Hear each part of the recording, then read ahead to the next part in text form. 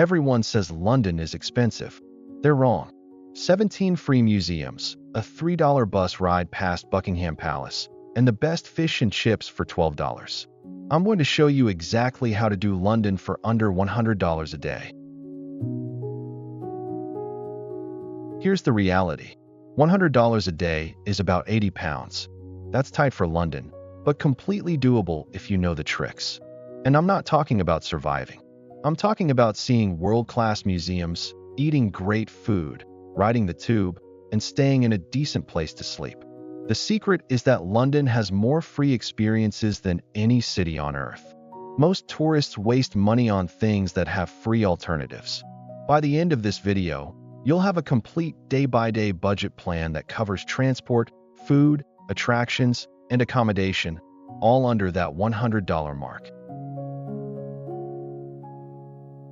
Step 1. Getting to London without breaking the bank. Budget airlines like Ryanair, EasyJet, and Wizz Air fly to London from across Europe for as little as £15 to £40. The trick is flexibility. Midweek flights are 30 to 50% cheaper than weekends. Fly into Stansted or Luton for the cheapest fares. From the airport, skip the express trains.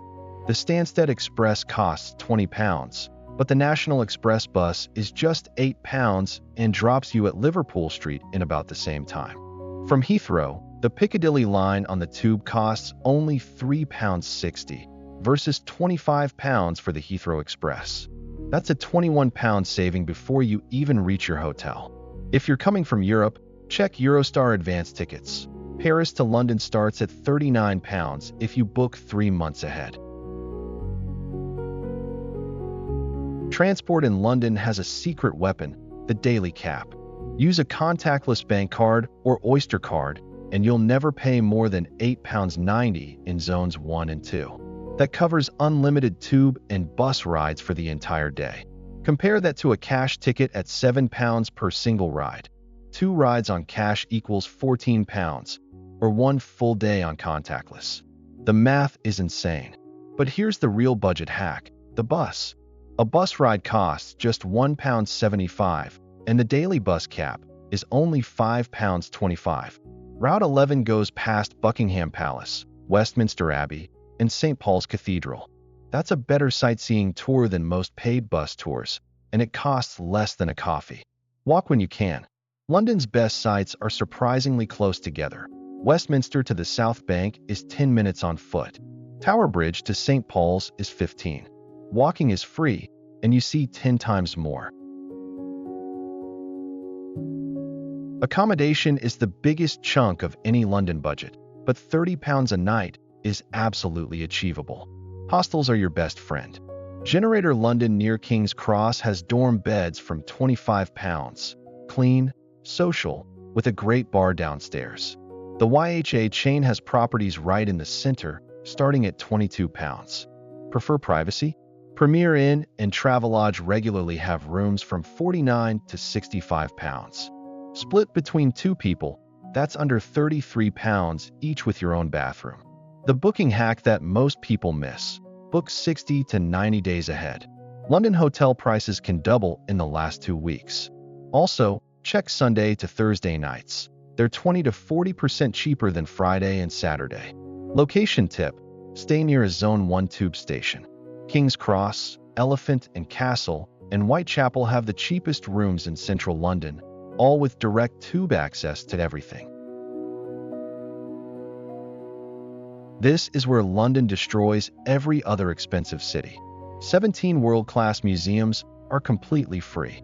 The British Museum has 8 million objects, the Rosetta Stone, Egyptian mummies, Greek sculptures, and it costs £0. The Natural History Museum has a dinosaur gallery that rivals anything in New York.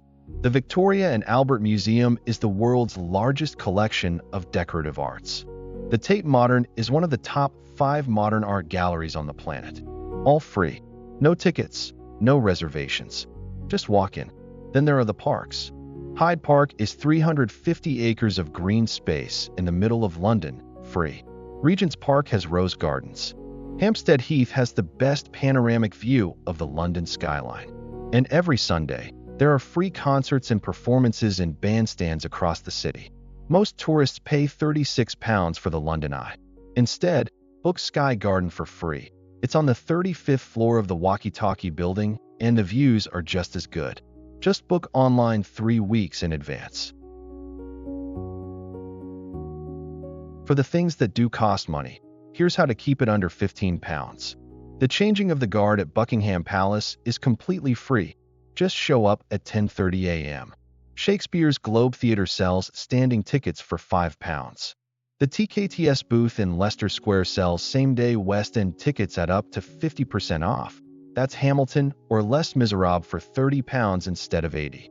Tower Bridge Glass Walk is £12.40 for a walk 42 meters above the Thames. And free walking tours operate every day. You just tip what you think it's worth at the end. Companies like Sandman's and Strawberry Tours cover Westminster, the City, and Harry Potter locations. You can easily fill a day with one paid attraction plus free walking tours and stay well under £15. Food is where most tourists blow their budget. Don't. Supermarket meal deals are a budget traveler's best-kept secret. Tesco, Sainsbury's, and Boots do a main plus a snack plus a drink for £3 to £5. That's lunch sorted for the price of a single coffee at a tourist cafe. For breakfast, most hostels include it free. If not, Greg's, the bakery chain, does sausage rolls for £1.35 and breakfast baguettes for £3.25. There are over 2,000 Greg's in the UK, and they're everywhere in London. For dinner, hit a pub. A proper Sunday roast costs £12 to £15, and it's a massive plate of food. Roast beef, Yorkshire pudding, potatoes, vegetables, gravy. Borough Market on Saturdays has incredible street food from £5 to £8 a plate. And here's the insider move. Many London restaurants do pre-theatre menus between 5 and 6:30 p.m. You get a 2-course meal at a nice restaurant for £15 to £20 versus £35 to £50 for the regular menu. Quick-fire money-saving hacks. Tap water is safe and free everywhere. Bring a refillable bottle and save £2 to £3 per day. Free Wi-Fi is available on the Tube, in every Pret, Starbucks, and McDonald's, and in all public libraries. Travel off-peak on weekdays. After 9:30 a.m., fares drop by about 15%.